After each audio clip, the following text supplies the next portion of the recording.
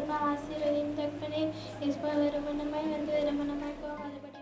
ஆனால் சேதம் ஒன்றுமில்லை அப்பா, தண்ணீரை கடந்து வந்தோம், நாங்க முங்கி போகவில்லை அப்பா, உங்க கிருபை எங்களை விட்டு இமை பொழுதும் விலகலப்பா.